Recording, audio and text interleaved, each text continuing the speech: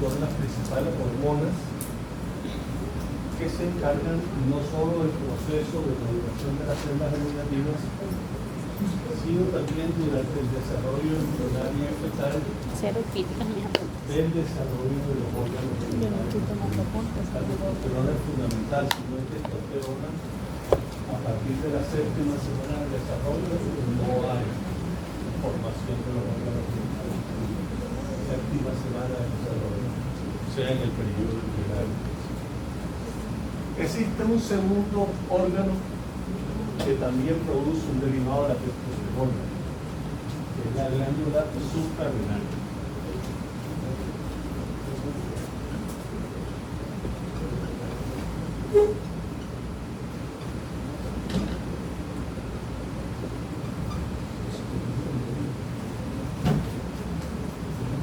La glándula suprarrenal, recordemos que tiene dos zonas histológicas, una zona que se llama corteza y una zona que se llama médula. Y en la corteza tenemos una zona en la que se divide que se llama la zona reticular.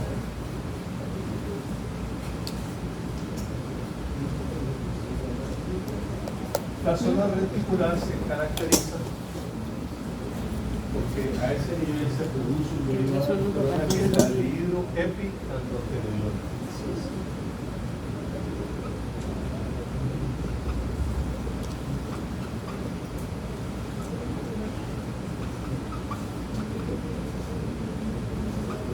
La dihidroepiandrosterona no tiene el mismo efecto de la testosterona y su derivado la dihidrotestosterona. Sí, estoy aquí en la universidad, llego a la casa como a las 4:30. Bueno, se demoraron. Pero contribuye en el desarrollo Sí, la mamá de mi amiga le tumbaron caracteres su celular. sexuales secundarios, la aparición del vello axilar, el vello púbico, el cambio de la boca, etc. Por lo que se considera como un andrógeno débil.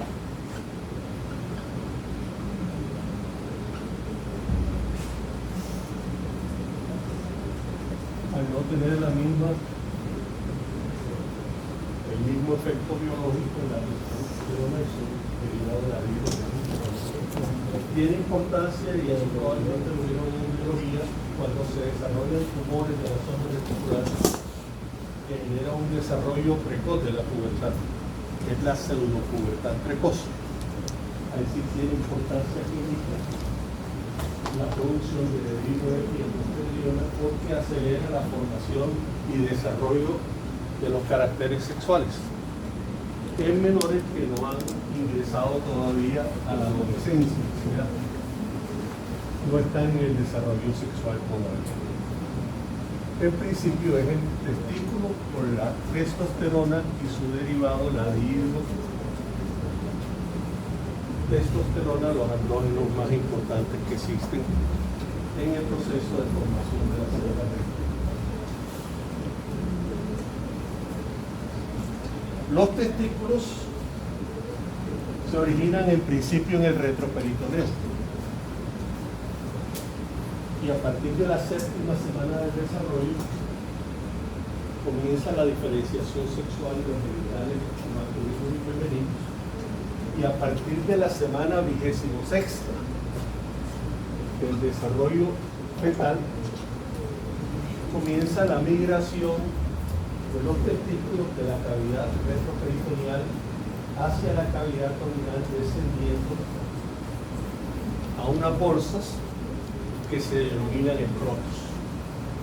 Las bolsas son prolongaciones de la pared anterior de la cavidad abdominal. O sea, contienen básicamente elementos, entre los cuales queda incluido lo que arrastra el testículo desde el retroperitoneo en su descenso, que es lo que se llama el gubernáculo testis. Se arrastra todo el componente del tejido conectivo, vasos, sanguíneos, nervios, linfáticos, y se depositan a nivel del escroto. El escroto cumple una función importante, que es la de mantener una temperatura diferencial de los testículos en relación a la temperatura corporal. Los testículos requieren tener una temperatura 2 a 3 grados inferior a la temperatura corporal para que se lleve a cabo la producción de las células germinativas. No interviene la temperatura en la producción hormonal, o sea, no afecta la producción de testosterona, pero sí afecta la producción de células germinativas. Por eso existe un mecanismo que se da en los estrostos y que se da en el componente que arrastra los testículos para garantizar esa diferencia de temperatura. Existe un músculo que viene en el lubricante testis, que es el músculo preamaster, que eleva el testículo o lo relaja en la bolsa escrotal dependiendo de las condiciones del ambiente.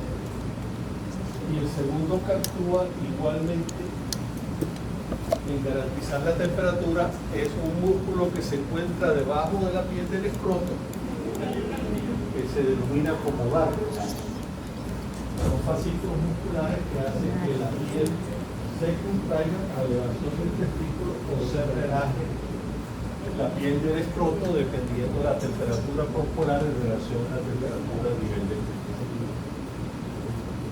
¿Cómo están organizados los testículos? Los testículos están organizados en unas estructuras que tienen diferente origen. Como veremos ahora, durante ese desarrollo embrionario, surgen tres componentes básicos a nivel de los testículos. Un componente que viene del mesodermo intermedio y que genera unas células que se encargan de la producción hormonal y se denominan las células intersticiales o células de Leydig. Es el primer componente que vamos a encontrar al interior de los testículos. Células intersticiales o células de Leydig de origen mesodérmico que se encargan de la producción hormonal, son encargadas de la producción de la testosterona y a través de una enzima que poseen, que es la 5-alfa reductasa, transforman la testosterona en su metabolito más activo, que es la dihidrotestosterona. Células intersticiales o células de Leydig. Un segundo componente que es de origen epitelial, el mesodermo. Recordemos que el tejido epitelial se puede derivar de cualquiera de las láminas histológicas y forma las células bases que se encuentran al interior de las estructuras del testículo, que se conocen con el nombre de células de Sertoli o células de Sertoli. Segundo componente. Y el tercer componente, que proviene del saco vitelino, de células germinativas que se migran durante el desarrollo a partir de la séptima semana, que originan las células germinativas precursoras o monocitos, que cuando se ubican a nivel del testículo y se organiza el testículo, pasan a llamarse espermatogónidas. Es el tercer componente. Entonces derivan del saco vitelino propiamente. Igual que el los ovarios, estas células migran durante el desarrollo y se incorporan a las estructuras del testículo de formación. Entonces, tres células importantes: las células de Leydig o intersticiales, de origen mesodérmico, las células epiteliales de origen mesodérmico, que son las células de Sertoli, y las células germinativas derivadas del saco vitelino, que son básicamente las células espermatogónicas.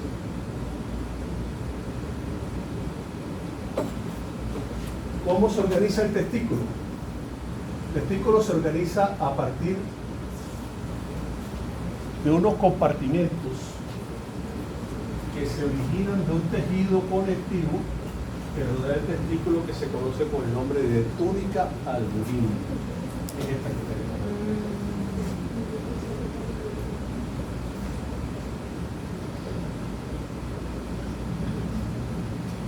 Es el tejido conectivo que rodea los testículos.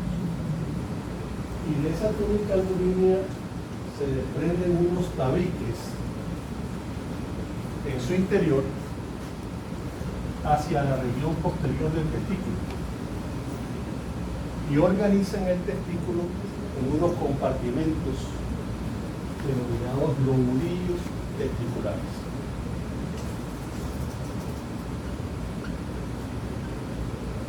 Cada testículo tiene aproximadamente unos 250 lobulillos. Al interior de cada lobulillo quedan organizadas unas estructuras que miden entre 30 y 80 centímetros, el promedio diámetro de 50 centímetros de longitud, 150 a 250 micrómetros de diámetro, que se denominan como túbulos seminíferos. Al interior de cada lobulillo existen entre 1 y 4 túbulos seminíferos. Los túbulos seminíferos presentan como característica que en su extremo, como observamos aquí, presentan una porción recta en dirección a la región posterior del testículo. Esa parte del túbulo seminífero se conoce con el nombre de túbulo recto. La porción final del túbulo seminífero. Y tiene como característica el túbulo recto, que es el primer componente de las vías espermáticas. O sea, a partir de aquí comienzan los conductos a través de los cuales van a circular los espermatozoides. Túbulo recto, la primera estructura. Lo que conocemos como vías testiculares o vías genitales espermáticas o vías intratesticulares que hablan en algunos textos, se inicia con el túbulo recto. La región posterior del testículo, donde se engrosa la túnica albumínica, recibe el nombre de mediastino.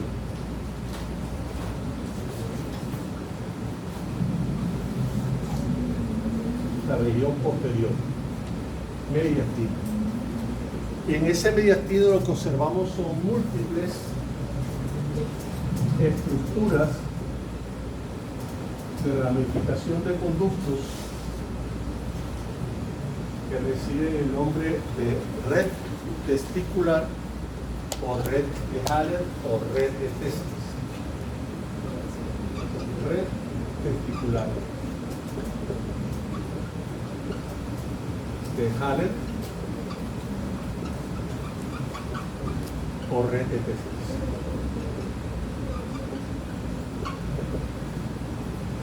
En la red testicular, red de Haller o red de testis, desembocan los túbulos rectos. Entonces fíjense que aquí el tubo recto desemboca a nivel del mediastino. Y estas son las múltiples estructuras de los túbulos rectos.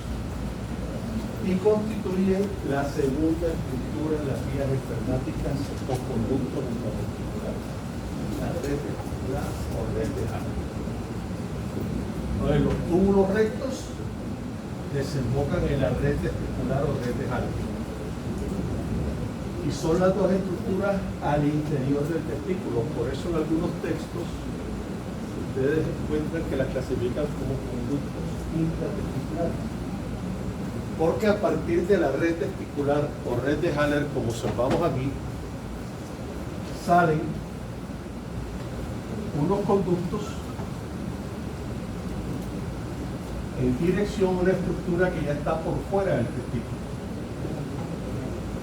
Se encuentra en la región anterior y superior del testículo, que se denomina como epidídimo.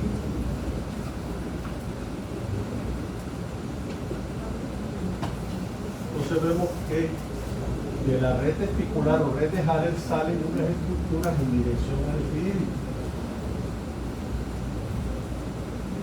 En principio salen 16 a 20 conductillos eferentes.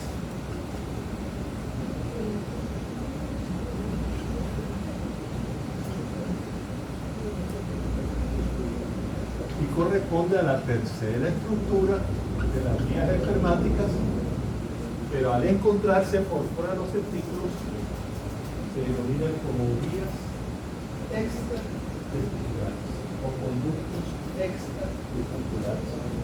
Entonces, túbulo recto, red testicular o red de Haller, 16 a 20 conductillos eferentes, y los conductillos eferentes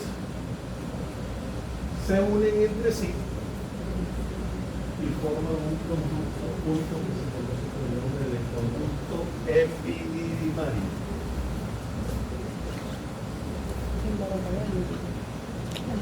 Queda así, segura. Está bien. Siento que eso es como lo más de la cosa. El conducto epididymario tiene En Medellín aproximadamente había, 4 a 6 metros. apenas lo de pusieron longitud. hace como un año.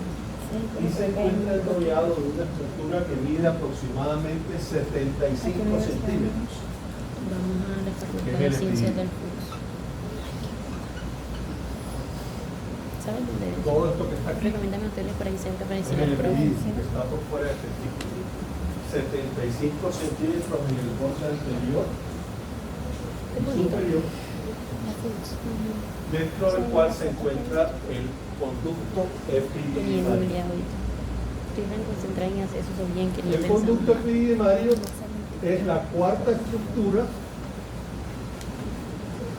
de las vías espermáticas después de los conductillos eferentes. Cuando los 16 a 20 conductillos eferentes se unen en una de las porciones del epidídimo, que después veremos que se divide en tres porciones: cabeza, cuerpo y cola. En la cabeza, que está formada exclusivamente por los 16 a 20 conductillos eferentes, que cuando llegan al cuerpo se unen y forman el conducto epididymario que llega hasta la cola del epidídimo. En la cola salen las vías testiculares a través de lo que se denomina el conducto deferente en dirección a la cavidad abdominal. Pasa a través del conducto inguinal y se dirige hacia la vesícula cerebral. Es el quinto componente en las vías espermáticas o conductos genitales, después del conducto epididymal, conducto deferente. Cuando el conducto deferente llega a la cavidad abdominal, se sitúa cerca de las vesículas seminales y se genera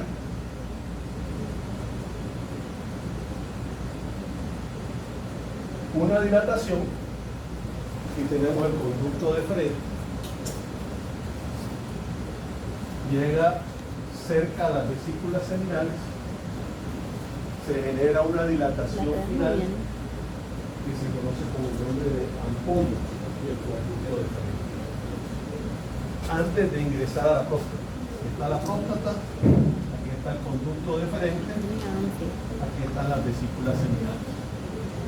Cuando llega a tener contacto con las vesículas seminales, se produce una dilatación que se denomina como ampolla, y a esa ampolla se le unen los conductos de las vesículas seminales. De cada una de las vesículas seminales se unen al conducto deferente y forman lo que se conoce por el nombre de conducto eyaculador, que es la última porción de las vías espermáticas, conducto eyaculador, la sexta y última. El conducto eyaculador ingresa a la próstata y se une posteriormente a la uretra, en la porción que corresponde a la uretra prostática. Entonces ingresa el conducto eyaculador, al cual se le va a sumar la secreción de la próstata y desembocan a nivel de la uretra. Y tenemos la uretra que sale de la vejiga, y es la primera porción, que es la uretra prostática, a donde desemboca el conducto eyaculador. Entonces vamos en secuencia. Primero, túbulos rectos. Segundo, red testicular o red de testis. Tercero, conductillos deferentes. Cuarto, conducto Pobrecito. Y Y Mario. quinto, Conducto deferente. Sexto, conducto eyaculador, Eyaculador. al cual Es se el le suman último. los conductos de la vesícula seminal. Esa Y ahí pregunta. finaliza, como veremos más adelante, Bien. lo que son las vías genitales, vías espermáticas o conductos testiculares a nivel de la próstata. ¿Cómo está formado un túbulo seminífero? Que es lo que vamos a ver en el laboratorio cuando veamos la práctica del sistema reproductor masculino. Entonces, cuando hacemos un corte,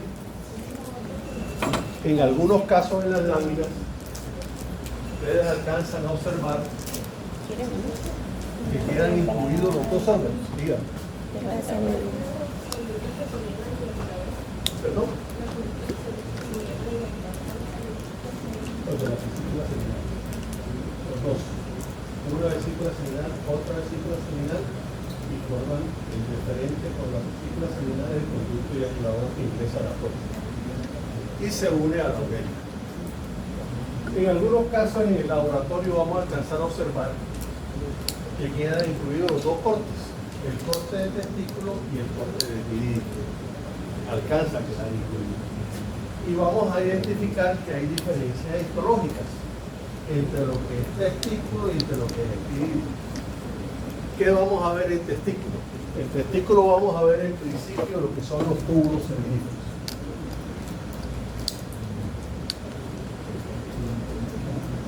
Entonces observamos,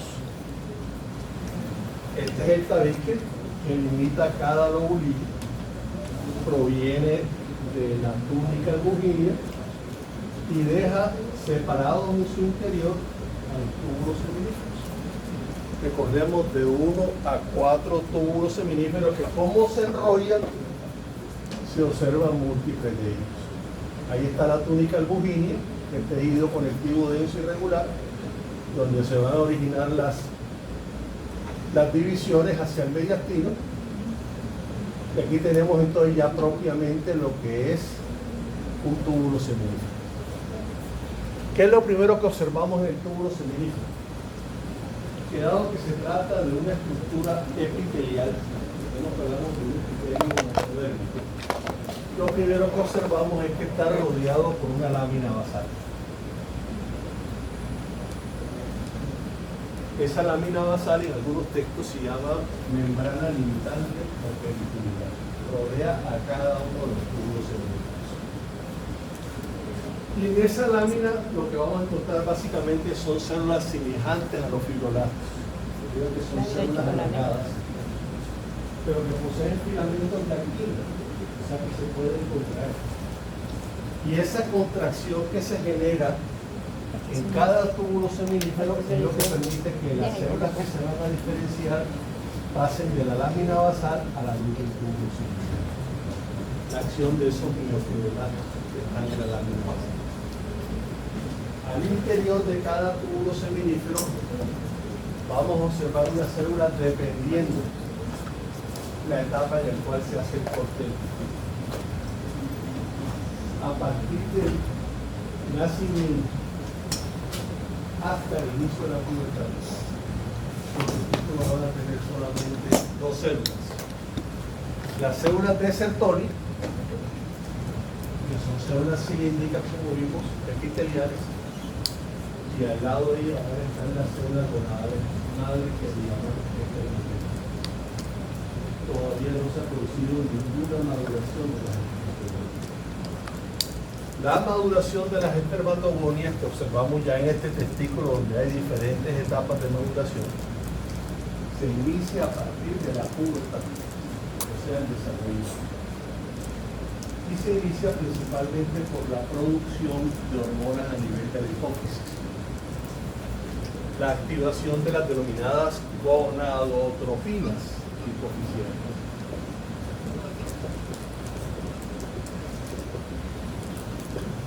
Recordemos que las células gonadotropas son uno de los 5 tipos que se encuentran en la hipófisis anterior. Y ellas producen gonadotropinas hipofisiales. Producen básicamente Ya dos apreciamos tipos. ahí. Producen la EFSH y producen la LH. La FSH, que es la hormona estimulante del la semana, sí, y la LH, que es la hormona ya me acuerdo. dado que en el testículo no existen folículos ováricos, el equivalente de esas dos hormonas actúa sobre la célula. La FSH va a actuar sobre las células de Sertoli.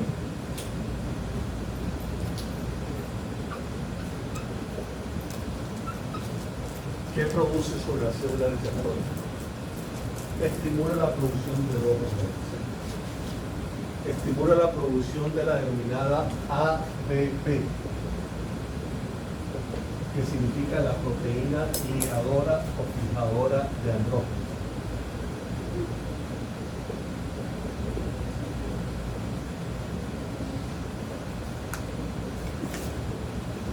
¿Qué hace la ABP? La ABP garantiza que en la luz del túbulo seminífero haya suficiente concentración de testosterona para que estimule la diferenciación de las células reproductivas. La ABP es la responsable de que haya un nivel adecuado de testosterona en cada uno de los cromos. Pero cuando ya se llega al nivel adecuado de la testosterona, debe generarse un estímulo para que no se siga produciendo más testosterona a nivel individual. Y es la segunda molécula que produce las células de Sertoli por estímulo de la FSH, que se llama la inhibina. La inhibina actúa sobre la hipófisis, a nivel de las células gonadotróficas, y suspende la producción de FSH cuando ya se han logrado los niveles adecuados. Esa es la función de las células de Sertoli. Y la LH actúa sobre las células de Leydig, el segundo grupo que vimos de células, para que con la secreción de LH las células de Leydig se estimulen en la producción de testosterona.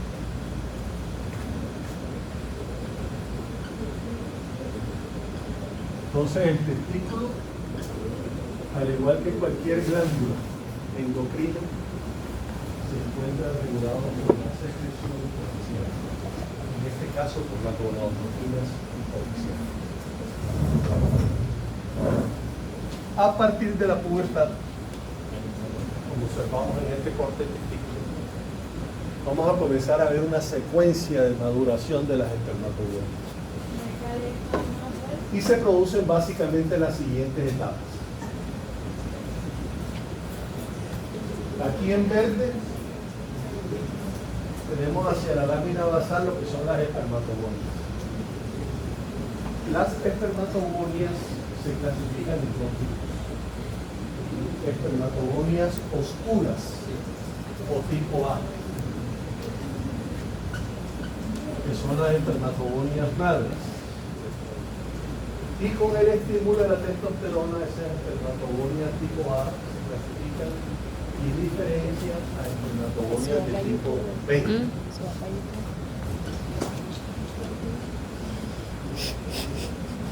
Las B son las que inician el proceso de diferenciación hacia las células reproductivas, no las del tipo A. Las del tipo A lo que hacen es que garantizan la población en cada uno de los túbulos para producir diariamente alrededor de 300 millones de espermatozoides. Cuando la espermatogonia de tipo B se estimula, comienza un proceso de diferenciación. Y las etapas que se generan a partir de él son las siguientes. Primero se diferencia a espermatocito primario. De espermatogonia tipo B a espermatocito primario. De espermatocito primario a espermatocito secundario. Y van avanzando de manera progresiva hacia la luz del túbulo seminífero. y el espermatocito secundario se transforma en espermátido.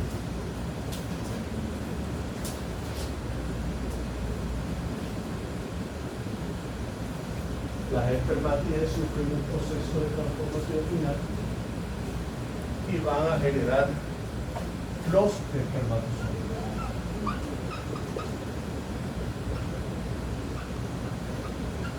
Como observamos, los espermatozoides quedan ya directamente vinculados hacia la luz del túbulo semenífero, del cual se van a desprender para iniciar el recorrido a través de las vías espermáticas, sean intratesticulares o extratesticulares.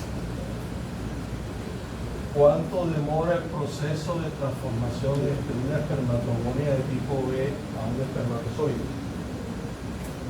Se ha hecho la secuencia de las diferentes etapas y hoy se sabe que el promedio de la transformación de una espermatogonia de tipo B a un espermatozoide demora entre 64 a 67 días.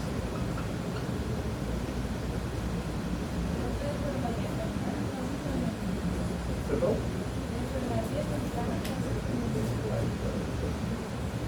Se cumplen 4 ciclos de lo que ya vimos: espermatogonia tipo B, espermatocito primario, secundario, espermático. 4 ciclos. Cada ciclo tiene en promedio una duración de 16 a 17 días. 17, 17, 54, dependiendo de la actividad.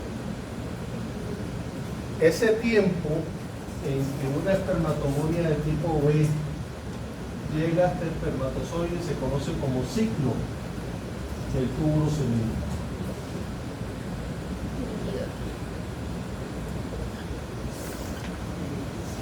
64 a 67 días.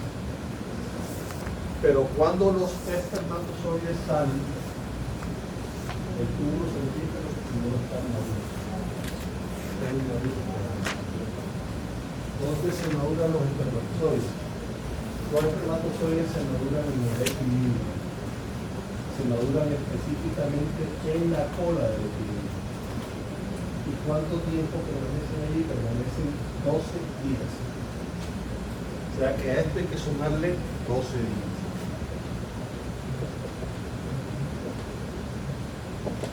Ya no en el testículo, sino en el epidídimo, en la cola del epidídimo.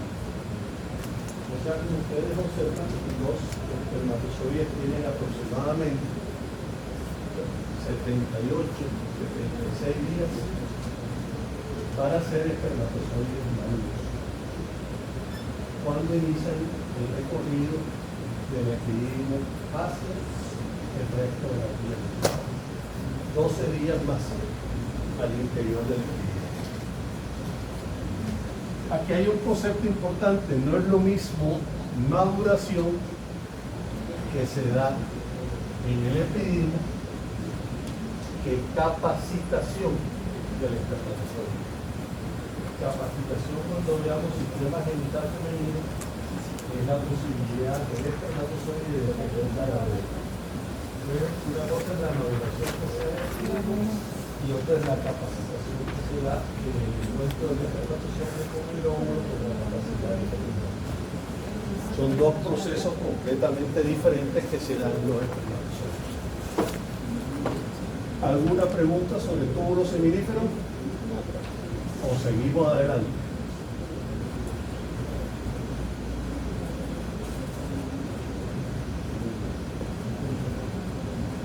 Cuando ya llegamos a la porción final del túbulo seminífero, en la formación de los túbulos rectos, la principal diferencia que ocurre en los túbulos rectos es que desaparecen las células germinativas. Este es un corte de túbulo recto. Está formado el revestimiento epitelial de los túbulos rectos solamente por células de Sertoli. Entonces, es una de las características en el túbulo seminífero de la porción final. Cuando va hacia el mediastino, desaparecen las células germinativas y solamente queda formado el túbulo recto por células de Sertoli. Y cuando llega al mediastino testicular, desaparecen las células de Sertoli y aparece un epitelio cúbico. Aquí tenemos el mediastino, fíjense todas las aberturas donde llegan los túbulos rectos, y tiene básicamente epitelio cúbico simple de la red testicular o red testicular. Aquí los tenemos, aquí está el tejido conectivo de la túnica albuginia, aquí está el engrosamiento que es el mediastino, y aquí están los componentes correspondientes a la red testicular o red testicular. Luego ya vimos que eso sale del testículo, en la red testicular. Pasa de epitelio cilíndrico, que son las células receptores, al epitelio cúbico, mediastino, en la red testicular o red testicular. Desaparece el epitelio cilíndrico simple. Luego salen hacia la cabeza del epididimo y se forma esta estructura que la vamos a ver en el laboratorio, que es la cabeza del epididimo, y aquí tenemos los 16 a 20 conductillos eferentes. Los 16 a 20 conductillos eferentes tienen básicamente ya epitelio pseudoestratificado cilíndrico, como vemos acá. Y en la medida que van hacia el conducto deferente en el cuerpo y la cola, el conducto deferente comienza a mostrar, esto ya ustedes lo conocen cuando vieron tejido epitelial pseudoestratificado. Recordemos que solamente hay dos tipos de verdad que es un epitelio de acuerdo. Entonces ya sabemos que aquí es un tejido epitelial pseudoestratificado cilíndrico que poseen especializaciones de superficie que son los epiteliocitos. Fíjense un concepto importante: los epiteliocitos son inmóviles, no generan ningún movimiento. ¿Cómo transcurren los espermatozoides a través del conducto epidimal? Lo hacen a través de la capa muscular. Oh my God. En el epididimo, en la medida que viene de la cabeza al cuerpo, comienza a aparecer músculo liso. Y ese músculo liso comienza a contraerse y es el que impulsa a los espermatozoides a través del conducto epidimal. ¿Qué función tienen entonces las células epiteliales? Si ya no contribuyen a la movilidad de los espermatozoides, lo que hacen básicamente las células epiteliales es absorber el exceso de líquido que se ha producido en los testículos, lo que se conoce por el nombre de fluido testicular. No contribuyen a la movilidad de los espermatozoides, sino van a reabsorber el exceso que se ha producido en el túbulo científico. Esa es la función principal del epididimo, aparte de contribuir a la ovulación de los espermatozoides que mejora en 12 años. Esa es la función básica del conducto epididimario. Luego el conducto epididimario se origina en la cola y tenemos las estructuras que corresponden a las especializaciones de superficie, que son los epiteliocitos, que se ven los epitelios cilíndricos pseudoestratificados. Cuando salimos del epididimo, en la cola pasamos al conducto deferente. El conducto deferente tiene igualmente epitelio pseudoestratificado cilíndrico. Aquí lo tenemos, tiene dos tipos de células, unas células altas y unas células basales. Y la característica más importante es que tiene una capa muscular gruesa. Se va incrementando la capa muscular, tiene dos capas ya claramente definidas, una interna circular y otra externa longitudinal. No tiene submucosa, fíjense que tiene arriba la mucosa, la muscular y la adventicia cuando ya ingresa por el conducto inguinal en dirección a las vesículas seminales. Aquí está el epitelio pseudoestratificado cilíndrico y aquí está la capa muscular. La contracción de esa capa muscular contribuye igualmente al desplazamiento de los espermatozoides en dirección a las vesículas seminales. Las primeras glándulas que encontramos son las vesículas seminales. Las vesículas seminales tienen epitelio cilíndrico simple, tienen múltiples pliegues, como observamos aquí, en los cuales se produce la secreción de las vesículas seminales. ¿Cuál es la importancia de las vesículas seminales? Las vesículas seminales proporcionan el 75% del centro. parecería que fuera la próstata la que aporta el mayor porcentaje, pero el mayor porcentaje lo aportan las vesículas seminales, 75% del seno.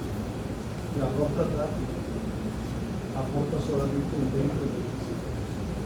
La principal secreción viene de la vesícula seminal. ¿Y qué aportan las vesículas seminales?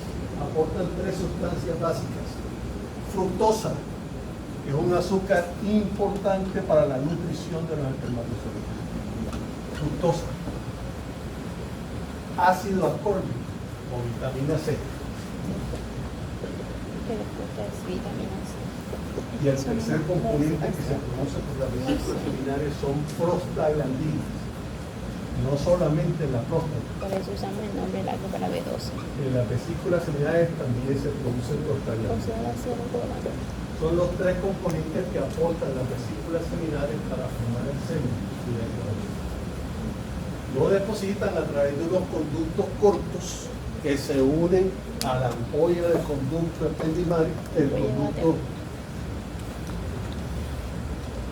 deferente, y se introducen a nivel de la próstata. Entonces, esos son las vesículas seminales, epitelio cilíndrico simple. Aquí lo tienen, múltiples pliegues a través de los cuales se produce la secreción de estos tres componentes. Ahí está. Es un epitelio básicamente secretor el de la vesícula seminal, 75% lo aporta. Y ese conducto eyaculador se introduce a nivel de la próstata y continúa con la uretra. Este es un corte de la próstata. La próstata está formada por tres tipos de glándulas, dependiendo su ubicación.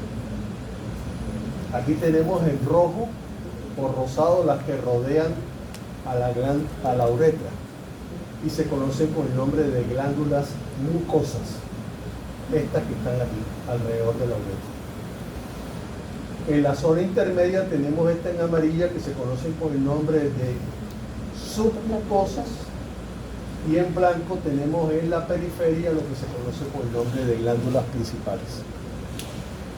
La principal acción de la testosterona sobre las glándulas que produce el cambio de ellas y la posibilidad de malignización se da sobre las glándulas principales. Aquí es donde se origina el cáncer de próstata. El cáncer de próstata no se origina ni en las mucosas ni en las submucosas que son resistentes, sino se origina sobre las glándulas principales. Cáncer de próstata, que es la segunda causa de muerte en los pacientes masculinos. Cáncer de colon, cáncer de próstata. Hoy en día, a partir de los 50 años, se hace seguimiento al desarrollo de la actividad de las glándulas principales. Y se hace básicamente seguimiento a través de la producción de la próstata. La próstata no solamente produce prostaglandinas, produce también fosfatasa ácida,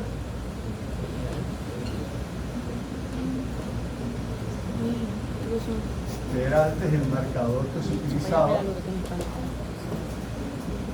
para el seguimiento de la actividad glandular. Hoy ya no se utiliza la fosfatasa ácida, porque también es producida en hígado y otros órganos. Hoy se utiliza el antígeno prostático específico, o PSA. Antígeno prostático específico.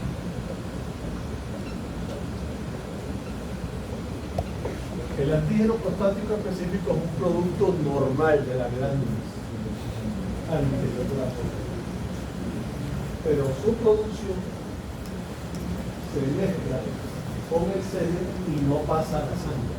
Básicamente se encuentra principalmente en el semen. Cuando se produce un estímulo exagerado de la glándula por la función hormonal, el antígeno prostático específico comienza a incrementarse a nivel de la sangre. Entonces, toda persona mayor de 50 años debe hacerse seguimiento con antígeno prostático. Y es la primera señal que nos indica que hay un incremento de la actividad de las glándulas principales. Frente a ese incremento, continúa la realización de exámenes, tales como la ecografía rectal transfrontal, prostática transrectal, y la biopsia en el evento que se identifiquen algún tipo de masas al interior de la próstata. A partir de los 50 años, antes se consideraba de los 60, hoy frente al avance temprano de la diferenciación de las células en las glándulas principales se ordena a partir de los 50 años.